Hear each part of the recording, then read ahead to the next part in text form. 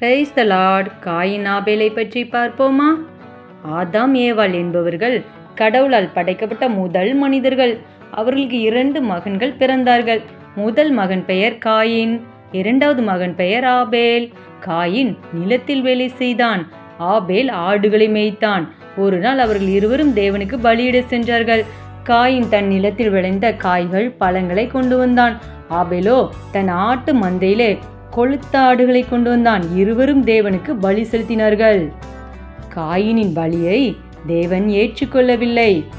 ஆபேலின் பலியையோ தேவன் ஏற்றுக்கொண்டார். எனவே காயினுக்கு ஆபேல் மீது மிகுந்த வெறிச்சல் உண்டாயிற்று. காயின் ஆபேல் மீது மிகுந்த கோபம் கொண்டான்.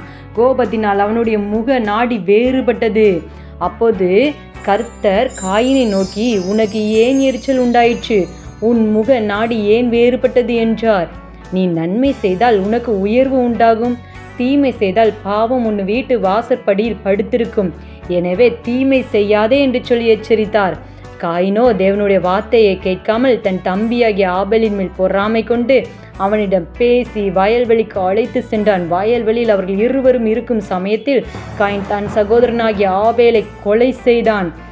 கர்த்தர் காயினை நோக்கி, உன் தம்பியாகிய ஆபேல் எங்கே என்றார். அதற்கு காயின், எனக்கு தெரியாது, அவனுக்கு நான் காவலாளியோ என்றான். அவனை என்ன செய்தாய்? அவனை கொலை செய்து விட்டாயே. எனவே நீ இந்த பூமியில் சபிக்கப்பட்டிருப்பாய். நீ நிலத்தில் பயிரிட்டாலும் அதில் இனி காய்கள் பழங்கள் உனக்கு கிடைக்காது என்று சொன்னார்.